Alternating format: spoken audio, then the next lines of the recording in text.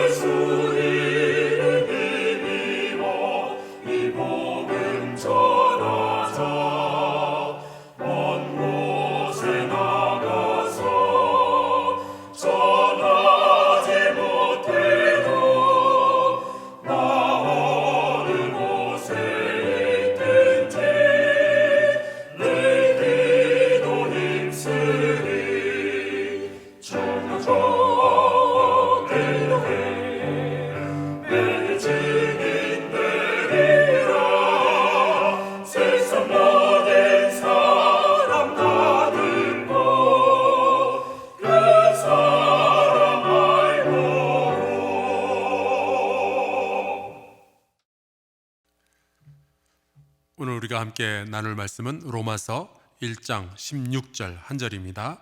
제가 받들어서 읽겠습니다. 내가 복음을 부끄러워하지 아니하노니 이 복음은 모든 믿는 자에게 구원을 주시는 하나님의 능력이 됨이라. 먼저는 유대인에게요 그리고 헬라인에게로다.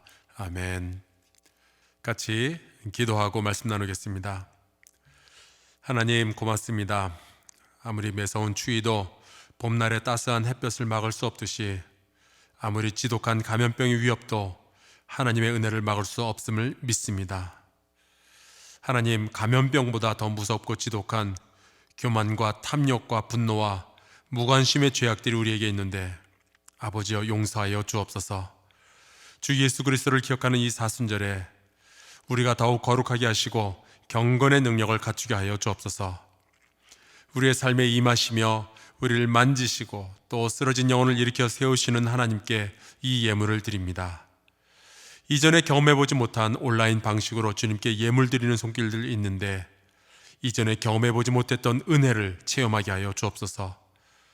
축복을 누리고 있는 성도들은 더욱더 복의 근원이 되게 하여 주시고, 재정과 건강과 관계의 고통 가운데 있는 성도들은 하나님의 구원을 경험하게 하여 주옵소서. 예수 그리스도의 이름으로 기도하옵나이다. 아멘. 성경에 보면 주의 날개 아래라는 표현이 있죠. 요즘 그 표현이 참 가슴에 와서 닿습니다. 이 고난의 시기에 주께서 여러분의 가정을 주의 날개 아래 품어주시고 안전하게 지켜주시기를 축복합니다. 오늘도 어려운 이웃 교회들을 도우려는 손길이 이어지고 있습니다. 본인들도 참 어려우실 텐데 이렇게 마음의 문을 활짝 열고 누군가를 돕겠다라고 나서는 것이 참 감동이 됩니다. 오늘은 이진태 장로님, 노선영 권사님, 이한준 김고은 집사, 승찬 승하, 또 이한규 청년 가정, 또 정한수 윤남희 집사님, 하민 하은 가정, 그리고 이영조 박양희 권사님, 예지 지후 가정, 그리고 마지막으로 사랑산 32숲에서 안욱현 권사님, 이세정 권사님, 김대원 집사님, 이경아 권사님, 박재광 권사님, 구지은 권사님, 유충호 권사님, 김민자 권사님, 장기준 성도님, 고선숙 권사님, 이렇게 함께 예물을 드렸습니다. 여러 가지 스트레스 때문에 지쳐있는 교회들에게 생수와 같이 쉼과 힘을 주게 될 줄로 믿습니다. 성령님은 마음이 다른 사람들을 하나의 공동체로 만드시고 서로를 형제요 자매로 여기게 하는 그런 능력을 가지고 계십니다. 그래서 유대인과 로마인과 헬라인이, 또 자유인과 노예가, 남자와 여자가, 한때는 가해자였고 피해자였던 사람들이 서로 사랑하며 하나가 되는 기적이 일어나게 되었고요. 그것이 오늘날 우리가 알고 있는 교회가 된 것입니다.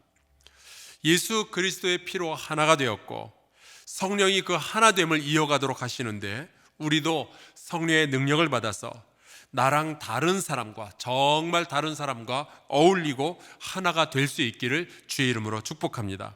그래야 우리 예수 그리스도의 십자가의 고통, 그 피 흘리심이 가치가 있게 되는 겁니다. 지난 32일 동안 여러분과 나눈 사순절 새벽의 말씀은 하나님의 능력, 예수 그리스도의 능력, 그리고 성령의 능력이었습니다. 어쩌면 지금쯤이면 여러분이 무슨 설교를 들으셨는지 이렇게 별로 기억이 안 나실 수 있어요. 하긴 저도 이전에 무슨 설교를 했는지 정확하게 기억이 잘 안 납니다. 감사한 것은 우리가 올해는 온라인으로 사순절 예배를 드리는 바람에 유튜브에 모든 예배 영상과 설교가 고스란히 남아 있습니다. 마치 심심할 때 곶감 하나씩 이렇게 꺼내서 먹듯이 여러분의 마음에 갈급함이 있을 때 유튜브 영상을 하나씩 꺼내서 보시고 또 같이 기도하는 것도 참 좋을 것 같습니다. 오늘부터는 말씀의 능력에 대해서 함께 나누도록 하겠습니다. 말씀의 능력이 있다. 이건 그냥 한마디로 제가 정리할 수도 있어요. 태초에 말씀이 계시니라. 이 말씀이 하나님과 함께 계셨으니 이 말씀은 곧 하나님이시니라. 이 말씀이 곧 하나님이시래요. 무슨 말이 더 필요하겠어요? 여러분, 두 말 할 것도 없이 말씀에는 능력이 있는 줄로 믿습니다. 또 이렇게 말씀을 드릴 수도 있어요. 말씀에 능력이 있는 이유는요, 그것을 말씀하신 분이 능력이 있기 때문입니다. 사람의 말과 하나님의 말씀은 그래서 차이가 있는 거예요. 사람은 약속을 해도 못 지킬 때가 있죠. 또 사람의 말은 거짓말일 때도 있잖아요. 그래서 사람의 말은 아무리 열심히 많이 말한다 해도 땅에 떨어지고 그냥 사라져버릴 때도 많이 있습니다. 요즘 선거가 다가오니까 후보들마다 굉장히 많은 말들을 하고 약속들을 하죠. 그 중에 우리가 얼마나 믿을 수 있겠어요? 저러다 말겠지, 약속 못 지키겠지 하는 것들이 많이 있습니다. 사람은요, 말을 해도 그것이 행동으로, 결과로, 열매로 이어지지 못할 때가 얼마나 많이 있는지 몰라요. 그러나 우리 하나님께서는요, 약속하신 것을 반드시 지키십니다. 그럴 능력을 가지고 계시기 때문에 그래요. 그리고 하나님은 절대로 거짓말을 하지 않으시죠. 그래서 하나님의 말씀은요, 그렇기 때문에 능력이 있는 거예요. 말씀에 이렇게 되어 있어요. 만군의 여호와께서 맹세하여 이르시되 내가 생각한 것이 반드시 되며 내가 경영한 것을 반드시 이룰 것이다. 여러분, 정말 볼 때마다 능력이 철철 흘러 넘치는 말씀입니다. 주님은 말씀대로 하실 자신과 능력을 가지고 계신 분이셔요. 주님은 말씀으로 세상을 창조하셨죠. 빛도 만드시고요, 하늘의 해와 달과 별을 만드셨습니다. 주님은 말씀만 가지고 질서를 창조하셨어요. 하늘의 물과 땅의 물로 나누시고 또 땅과 바다를 나누셨습니다. 주님은 말씀으로 생명을 창조하셔요. 여러분, 하나님의 말씀은 능력이 있기 때문에 그 말씀으로 저와 여러분의 삶 속에도 새로운 창조의 역사가 있게 될 줄로 믿습니다.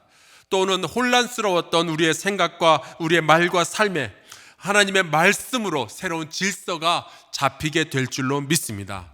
하나님의 말씀만 우리 가운데 있다면 이런 일들이 벌어질 수 있는 거예요. 그래서 시편 119편에 이렇게 노래하고 있습니다. 이 말씀은 나의 고난 중에 위로라. 주의 말씀이 나를 살리셨기 때문이니이다. 주의 말씀이 저와 여러분을 살릴 수 있기를 주의 이름으로 축복합니다. 그 주님의 말씀들 가운데서 특별히 우리에게 굉장히 큰 기쁨과 평안을 주시는 말씀이 있는데 그것을 우리는 복음이라고 부릅니다. 사실은 성경의 처음부터 끝까지가 다 하나님의 복음인데요, 우리를 사랑하신다 하시고 우리를 고쳐주시고 우리를 구원하시려고 주시는 모든 말씀들, 내가 너를 사랑한다라고 하시고 내가 너를 구원하겠다고 약속하시는 그 모든 말씀들, 또는 우리의 가장 깊은 내면을 드러내어 주시는 모든 말씀들이 우리에게 복음이 되는 말씀들이죠. 그리고 그 복음의 중심에는요, 하나님이신 그분이 스스로 인간이 되셔서 이 땅에 오신 예수 그리스도에 대한 소식이 있습니다. 예수 그리스도를 믿는다면 우리는 구원을 받는다. 여러분, 이게 얼마나 좋은 소식이에요. 바울은 그 복음에 대해서 오늘 우리에게 이렇게 말씀하고 있습니다. 내가 복음을 부끄러워하지 아니하노니 이 복음은 모든 믿는 자에게 구원을 주시는 하나님의 능력이 됨이라. 먼저는 유대인에게요, 그리고 헬라인에게로다. 복음은 하나님의 능력이라는데 그 하나님의 능력은 무엇을 위해서 우리에게 주어지는 걸까? 바로 구원입니다. 여러분, 사람을 구원한다는 거 결코 쉬운 일이 아닙니다. 그렇다면 그것이 굉장히 어려운 일인가? 여러분, 그렇게 어려운 것도 아닙니다. 사람을 구원한다는 것은요, 쉬운 일도 아니고 어려운 일도 아니고 불가능한 일입니다. 예로부터 유대인들은 율법을 통해서 구원하기를 원했습니다. 그러나 인간의 죄의 무게는요, 항상 그의 의의 무게보다 훨씬 무거웠던 거예요. 그래서 스스로를 아무리 율법을 열심히 지키려고 해도 구원할 수가 없었던 거죠. 그런데 이를 가능케 하는 것은 하나님의 능력입니다. 그리고 그 능력은 복음이에요. 복음은 하나님의 능력이고 이 능력이 우리를 구원하는 능력입니다. 하나님의 능력으로 우리가 구원을 받는 것이지 우리의 구원으로 우리가 구원을 쟁취하는 것이 아니죠. 그래서 구원은요, 은혜입니다. 그런데 이 복음이 누구에게나 다 하나님의 능력이 되어서 누구나 다 구원하는 것이 아니라 모든 믿는 자에게 하나님의 능력이 된다라고 말씀하고 있습니다. 복음은 믿어야 구원을 주시는 하나님의 능력이 되는 겁니다. 구슬이 서말이어도 꿰어야 보배가 되는 것처럼 말이죠. 복음은 믿어야 그 안에 담겨져 있는 하나님의 능력을 발견하게 됩니다. 여러분, 이 복음을 듣고 믿고 구원을 받으시기를 주의 이름으로 축복합니다. 또 여러분의 사랑하는 식구들에게 이 복음을 전하고 증거하고 그들 또한 구원받은 그리스도의 백성이 될 수 있기를 주의 이름으로 축복합니다. 그런데요, 여기서 우리가 하나 좀 짚고 넘어가야 할 부분이 있습니다. 많은 분들이 예수를 믿죠. 복음을 받아들여요. 그런데 그들의 삶 가운데 고난이 떠나가질 않습니다. 그들이 복음을 받아들였는데 하나님의 능력이 된다고 하는데 그들의 삶 가운데 고난이 찾아오기도 해요. 재정적으로 혹은 건강상의 문제를 경험하면서 기도를 합니다. 주의 능력으로 나를 좀 회복시켜 주옵소서. 그런데도 문제가 잘 해결이 되지 않으면 왜 하나님의 능력은 나에게 임하지 않는가? 왜 하나님의 능력으로 이 문제가 해결되지 않는가? 그렇게 생각을 하고 참 탄식하는 경우들이 있습니다. 그런데요, 이런 생각에는 우리도 평소에 잘 알지 못하던 오해가 숨어 있을 수 있습니다. 여러분, 보통 세상에서는요, 우리의 상식선에서는 능력을 뭐라고 생각을 할까요? 저 남자 능력 있다. 그러면 우리가 무슨 상상을 하게 됩니까? 어떤 목사님 보고 저분은 참 능력 많으신 목사님이셔 라고 여러분이 표현을 하신다면 여러분은 무슨 상상을 하시는 건가요? 능력이 임했다. 그러면 여러분들 무슨 그림을 머릿속으로 그리고 계십니까? 우리가 상상하고 있는 하나님의 능력이 도대체 뭐냐 하는 거예요. 많은 사람들이 능력이다 그러면은 굉장히 강력하고 뭔가 나의 성공을 이뤄내는 그런 것들을 꿈꾸게 됩니다. 사도행전 8장에 보면은 마술사 시몬이라는 사람이 나와요. 말씀해 보니까 이렇게 돼 있어요.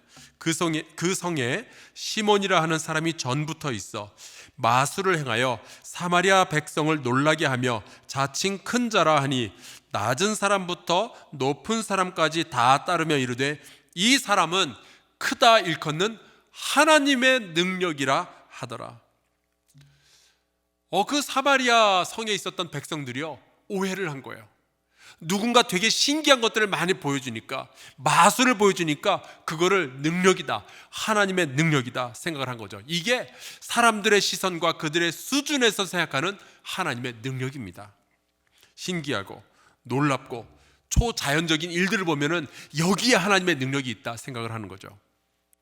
문제를 해결해주고 성공하게 만들고 유명하게 만드는 그것을 자꾸만 하나님의 능력과 연결을 지으려고 하는 것이 우리의 본성입니다.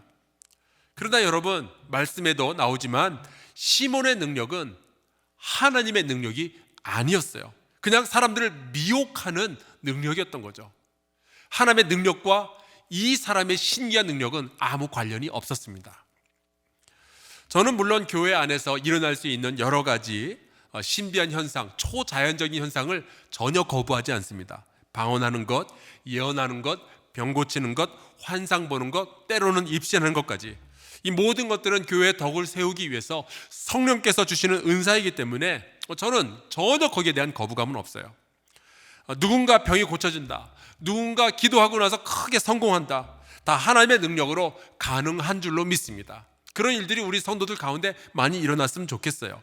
베드로와 요한도요, 사도 바울도 하나님의 그런 능력에 대해서 너무나도 잘 알고 있지요. 우리를 성공하게 만들고 우리를 승리하게 만드는 하나님의 능력들이 분명히 있다고 믿습니다. 하지만 저 멀리 아프리카의 오지에서 혹은 무슬림의 세계에서 혹은 북한의 지하교회에서 숨죽여가며 복음을 전하는 사람들에게서는요, 우리는 능력이라는 생각보다는 순교, 헌신, 희생, 이런 식의 생각을 훨씬 자주 하게 됩니다. 근데 정말 그런가요? 막 성공하고 크게 부흥하고 그러면 능력이고, 복음을 전하다가 죽으면 그냥 그건 순교일까요? 그냥 헌신일까요? 그 사람들, 복음을 전하다가 순교하는 사람들은 능력이 없어서 죽은 걸까요? 아닙니다. 정말로 복음을 가진 자는요, 세상이 두렵질 않은 거예요. 왜? 하나님의 능력을 가지고 있기 때문에요. 고통과 실패가 찾아와도요, 좌절하지 않고 끊임없이 하나님을 바라보며 소망을 품는 능력을 가지고 있기 때문에 그렇습니다. 그게 복음의 능력이에요. 오히려 바울은요, 예수 그리스도를 아는 지식에 비하니까 세상의 성공과 명예와 건강은 다 배설물 같다라고 이야기하기까지 했어요. 그래서 바울이 이렇게 말합니다. 고린도후서 4장 7절에서 9절인데, 우리가 이 보배를 질그릇에 가졌으니 이는 심히 큰 능력은 하나님께 있고 우리에게 있지 아니함을 알게 하려 함이라. 우리가 사방으로 우겨쌈을 당하여도 쌓이지 아니하며 답답한 일을 당하여도 낙심하지 아니하며 박해를 받아도 버림받지 아니하며 거꾸러뜨림을 당하여도 망하지 아니하고. 여러분, 이것이 사도 바울이 복음을 전하면서 감옥에 갇히고 매를 맞고 파선한 배에서 살아남으면서 경험했던 하나님의 능력이었어요. 세상이 감당할 수 없는 능력, 복음으로부터 받은 거죠. 저는 여러분과 여러분의 자녀들이 세상에서도 참 성공하고요, 유명해지고요, 부자가 되고요, 건강하고 그렇게 되기를 바라요. 하지만 여러분 가운데 혹시 요즘 사방으로 우겨쌈을 당하는 분들이 있다면, 답답한 일들을 당해서 정말 속이 상한 분들이 있다면 오늘 이 복음에 대해서 다시 한번 묵상할 수 있기를 바랍니다. 혹시 여러분 가정 가운데서, 직장에서 박해와 거꾸러뜨림을 당하는 분들이 계신가요? 그렇다면 오늘 함께 기도하면서 복음의 능력을 경험할 수 있기를 바랍니다. 여러분, 우리가 말씀을 가지게 되면 그 복음은 하나님의 능력이 되기 때문에 우리가 반드시 고통을 뚫고 다시 일어서게 될 줄로 믿습니다. 그러면서 우리가 깨닫는 거예요. 능력은 나에게 있는 것이 아니라 하나님께 있는 거구나. 여러분, 이 말씀을 우리가 받아들이고 하나님의 능력, 구원의 능력을 체험하는 저와 여러분 될 수 있기를 주의 이름으로 축원합니다. 함께 주기도문으로 예배를 마치고 이어서 공동의 기도 제목을 가지고 잠시 기도하도록 하겠습니다. 하늘에 계신 우리 아버지여, 이름이 거룩히 여김을 받으시오며 나라가 임하시오며 뜻이 하늘에서 이루어진 것 같이 땅에서도 이루어지이다. 오늘 우리에게 일용할 양식을 주시옵고 우리가 우리에게 죄 지은 자를 사하여 준 것 같이 우리 죄를 사하여 주시옵고 우리를 시험에 들게 하지 마시옵고 다만 악에서 구하시옵소서. 나라와 권세와 영광이 아버지께 영원히 있사옵나이다. 아멘.